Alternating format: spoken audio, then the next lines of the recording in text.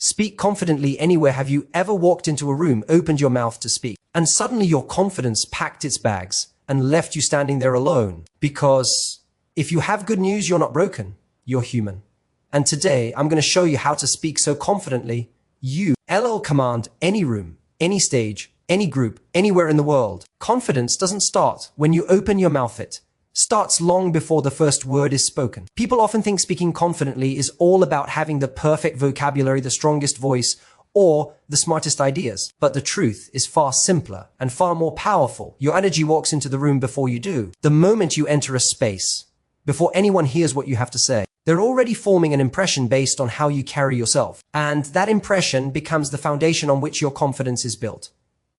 Imagine two people entering the same room. One walks in with small steps, eyes on the floor, shoulders slightly curved inwards. The other enters upright, breathing slowly, shoulders relaxed but strong, eyes lifted. No words spoken, yet the entire room already knows who feels ready and who doesn't. It's not because one is better than the other. It's because one understands that the body is the first microphone. Your posture speaks volumes before your voice does. When you shift your body, you shift your emotional state. This is why athletes take powerful stances before competing, why performers breathe deeply backstage, and why leaders ground themselves physically before addressing a group. If you walk into a space as if you belong there, your mind begins to believe you do. Confidence isn't a magical trait reserved for a chosen few. It's a physical habit that anyone can build. Start with something simple. Stand tall.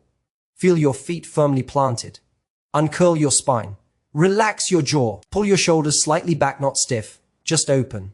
Take one slow inhale and one slower exhale. This single moment signals to your brain, I am safe. I am ready. I am in control. People often underestimate the connection between physical state and vocal strength. When you walk with tension or shrink your posture, your breath becomes shallow, your voice weakens, and your mind starts doubting you. But when your body opens up, your breath deepens naturally. With deeper breath comes stronger sound, clearer tone, and calmer thoughts. Your voice stops trembling because your body stops trembling. Another powerful shift happens in your eyes. When you raise your gaze, you tell the world and yourself that you're not hiding. Eye contact doesn't just make others feel connected, it makes you feel grounded. The moment you look up, you claim your space, and people respond to that energy instantly. Whether you're speaking to one person, a small group, or a full audience, remember that your presence sets the tone long before your message does. When you step into a room with intention, people lean in. When your posture communicates confidence, people trust you. And when your energy declares you belong there, your words become twice as powerful the moment you speak them. Most people think confident speakers were simply born fearless, as if they arrived on this planet with nerves made of steel and zero hesitation running through their veins. But that is one of the biggest misconceptions about confidence. The truth is, even the most powerful speakers, leaders, and communicators feel nervous before they speak. Their heart beats faster. Their palms get warm. Their stomach tightens. The difference is not that they avoid fear, it's that they manage it. They don't wait for fear to disappear before taking action. They choose to step forward with the fear and transform it into fuel. When you think about fear, your mind instantly labels it as something negative. Your heartbeat increases, I'm panicking. Your breath gets shallow. I'm losing control. Your hands shake. I'm not ready. But what if those same physical signals were interpreted differently? What if instead of thinking you're scared, you told yourself, this is energy. This is excitement. This is my body preparing me to perform. Your biology doesn't actually know the difference between fear and excitement. The sensations are nearly identical. The meaning you attach to them is what changes everything. Great speakers master this mental shift. They don't resist the nervousness, they reframe it. And when you reframe nerves as readiness, something extraordinary happens. Your energy becomes sharper, your focus becomes clearer, and your voice gains power. Your body gives you adrenaline not to embarrass you, but to help you rise to the moment. Nerves are your body saying this matters. Instead of trying to eliminate fear, practice controlling your breath. Deep breathing is not just a relaxation technique. It is the remote control for your nervous system. With every slow inhale and long exhale, your body comes back under your command. And when your breath stabilizes, your voice follows effortlessly. That's why the best speakers don't rush onto the stage. They pause, breathe, ground themselves, and then begin. Another strategy is to focus on your message rather than your performance. When you obsess about yourself, how you look, how you sound, what people might think, your fear grows louder. But when your attention shifts to the value you're about to give, the fear loses its grip. You stop thinking about being judged and start thinking about being useful. Confidence grows naturally when your purpose becomes stronger than your fear. So don't aim to be fearless. Aim to be someone who feels fear and speaks anyway. Let those butterflies fly in the same direction. Let the shaking become strength. The moment you stop fighting nerves and start working with them, you unlock a version of yourself you didn't even know existed, one that is bold, grounded, and capable of speaking confidently anywhere. When people think about speaking confidently, they often imagine projecting their voice across an entire room, addressing a group with perfect clarity, or capturing the attention of every single person at once. And that's exactly where the pressure begins. The idea of speaking to everyone creates a mental weight so heavy that it crushes your natural confidence. But here's the real secret confident speakers already know. You don't speak to the whole room, you speak to one person at a time. The moment you stop seeing a crowd and start seeing individuals, everything becomes easier. When you walk into a room full of faces, your brain does something very predictable. It panics.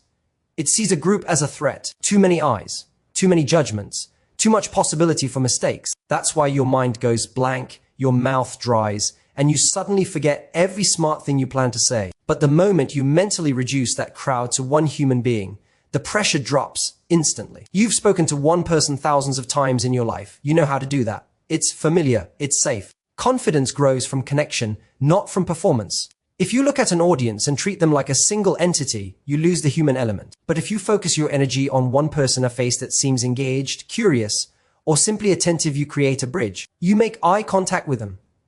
You speak as though the message is meant just for them. And suddenly your tone softens. Your words become clearer, and your presence becomes natural. You're no longer presenting, you're conversing. That connection does something powerful. It grounds you. It reminds you that you're not speaking to strangers, you're speaking to people who want to understand, people who want you to do well, people who relate to you more than you think. Once you feel stable with one person, you can shift your eyes to another, then another, creating a rhythm of mini conversations within your larger message. This technique not only calms your nerves, but also makes your entire audience feel included, because each person senses they are being spoken to directly. The beauty of this approach is that it makes your presence feel intimate, even if the room is full. People don't remember fancy vocabulary or perfect posture as much as they remember feeling seen. When you direct your message toward individual faces rather than an overwhelming crowd, your voice becomes more sincere, your body language relaxes, and your mind stops racing with anxiety. You step out of performance mode and into connection mode, which is the most powerful place a speaker can operate from. So instead of waiting to feel ready to speak to an entire room, just focus on one human connection at a time. Speak to someone, not everyone. And watch how the entire room begins to respond to you like you're speaking directly to them. One of the most misunderstood elements of confident speaking is silence. Most people are terrified of it. They rush through their words, fill every gap with noise, and speak as if they are afraid that a single pause will make them look unprepared or insecure. But the truth is the opposite. Silence is not a weakness. It is one of the most powerful communication tools you will ever use. The pause is where confidence breathes, where meaning lands, and where your presence becomes undeniable. When you speak without pausing, you don't sound confident, you sound panicked. Your words blend together, your message loses clarity, and your audience struggles to keep up. But when you intentionally allow silence into your speech, something remarkable happens. The entire room leans in. People listen more carefully. They feel the weight of your words instead of letting them slip past like background noise. A pause is the space where your message sinks into the mind of the audience. Silence doesn't just influence the audience. It influences you. When you pause, you give your brain a moment to reset. Instead of stumbling over thoughts or rushing because of nerves, you regain control. A pause allows you to breathe, literally. And breath is the foundation of a strong voice. When you pause, inhale, and exhale with intention, your tone becomes steadier, your pace becomes smoother, and your entire presence feels more grounded. Think about powerful speakers, leaders, or storytellers you admire. They rarely rush. They speak with rhythm, with intention, with emotion. They allow silence to shape the message. When they pause, it never looks like they forgot what to say. It looks like they meant to stop. That's the beauty of mastering the pause. Even when you're thinking, it appears intentional. Confidence isn't about speaking non-stop, it's about speaking with purpose. Pauses also give your audience a chance to emotionally connect with what you're saying. When you tell a story or share an important insight, Silence gives listeners a moment to picture it, feel it, and relate to it. Without a pause, your message passes too quickly to take hold. With a pause, it becomes vivid and memorable. Another hidden benefit of pausing is authority. People instinctively trust speakers who are not in a hurry. Someone who rushes seems unsure. Someone who pauses seems certain. Silence communicates that your words matter so much so that you're willing to let them stand on their own for a moment. You appear calm, collected, and fully in control. Many people fear silence because they assume the audience will judge them. But in reality, the audience appreciates it. Pauses make them feel respected. It shows you're not just throwing words at them. You're speaking to them, giving them time to absorb, understand, and connect. So when you speak, don't rush to fill every moment with sound. Let silence do some of the heavy lifting. A well-placed pause can transform a simple sentence into something powerful, meaningful, and unforgettable. Silence is not empty. It is full of presence, authority, and confidence. And when you learn to embrace it, you speak like someone who truly belongs anywhere. When you speak, people may forget the facts you share, the statistics you mention, or even the clever lines you prepare, but they will never forget how you made them feel. And nothing creates emotional impact faster or deeper than a story. Stories are the heartbeat of human communication. They bypass logic and go straight to emotion. They pull people into your world, make them see what you see, feel what you feel, and understand your message on a level that information alone can never reach. Think about the last time someone told you a story that stuck with you. Maybe it made you laugh. Maybe it inspired you. Maybe it even changed how you see yourself. That moment didn't stay in your mind because it was perfectly structured. It stayed because it was human. Stories remind us that behind every message is a real person with real experiences. When you share a story, you're not just delivering content. You're creating connection. You're letting people into your life, your thoughts, your emotions. And in return, they open up to you. Confidence in speaking doesn't come from sounding impressive. It comes from being relatable.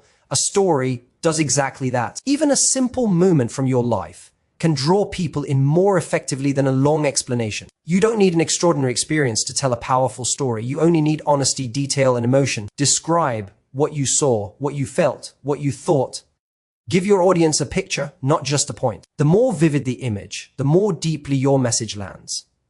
Stories also make complicated ideas feel simple. If you're trying to explain a concept and people look confused, share a story. Suddenly, the idea becomes clear. People learn best through examples, not instructions. When you wrap your message inside a story, your words stop being abstract and start being real. A story turns advice into something touchable, memorable, and meaningful. And here's something most speakers underestimate: stories make you more confident. When you tell a story from your own life, you're standing on familiar ground. You know the details, the emotions, the outcome. You don't have to remember it, you lived it.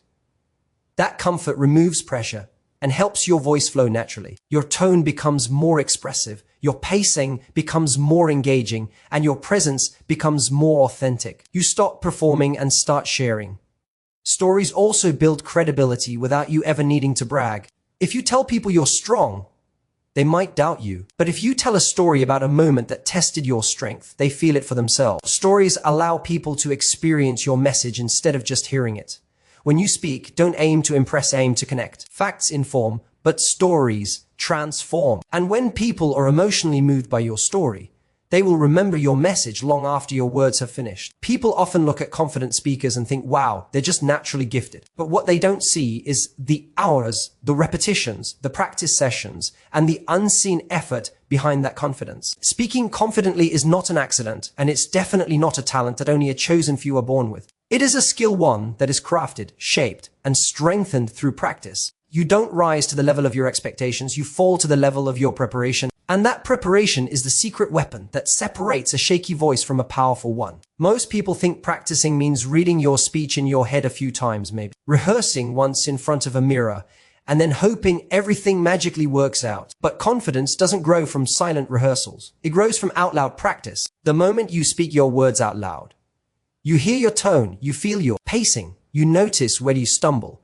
and you discover which lines don't feel natural. Speaking out loud exposes what needs work, but it also builds the muscle memory that makes your delivery smooth and effortless. Recording yourself is another powerful tool most people avoid because it feels uncomfortable. But discomfort is exactly where growth happens. When you watch or listen to yourself, you see things you couldn't notice while speaking: the unnecessary gestures, the rushed sections, the moments where your voice drops, or where your words lose energy. Instead of guessing, you begin improving based on real awareness. And every time you watch that recording again, you sound a little clearer, a little smoother, a little more confident. Practicing doesn't just refine your delivery, it calms your nerves. When you know your message deeply, you're no longer worried about forgetting your words or losing track. The foundation becomes solid. Even if you get interrupted or forget a line, you can continue because you understand the flow. Confidence is not the absence of mistakes. It's the ability to recover smoothly. Practice gives you that ability. Repetition also transforms fear into familiarity. The more you practice, the less intimidating speaking becomes. Your body learns the rhythm, your voice learns the tone, and your mind learns the structure. What once felt overwhelming becomes natural. Practice rewires your brain to move from anxiety to control. Great speakers aren't great because they practice once, they practice constantly. They rehearsed when no one was watching. They refined their message over and over until their confidence felt effortless. And that's the key. Effortless confidence always comes from effort that no one saw. If you truly want to speak confidently anywhere, don't rely on talent, luck, or hoping the moment goes well. Rely on preparation. Every minute you practice adds strength to your voice, clarity to your message, and power to your presence. Confidence is not something reserved for a special group of people. It is a skill that grows through awareness, intention, and practice. When you understand that your presence enters before your voice does, you begin to shape how the world receives you long before you speak. By owning your posture, breathing with control, and entering a space with purpose, you create an energy that commands attention effortlessly. Confidence begins quietly through the body, through the breath, and through the way you choose to show up. As you move deeper into the journey of confident speaking, you realize that fear is not your enemy, but your internal engine. Instead of waiting for nerves to disappear, you allow them to become fuel. You feel the adrenaline, you acknowledge the uncertainty, and you choose to step forward anyway. This shift from avoiding fear to managing it is what separates hesitant speakers from powerful ones. When your fear becomes energy, your voice becomes stronger, and your message becomes clearer. Connection is the heart of all communication.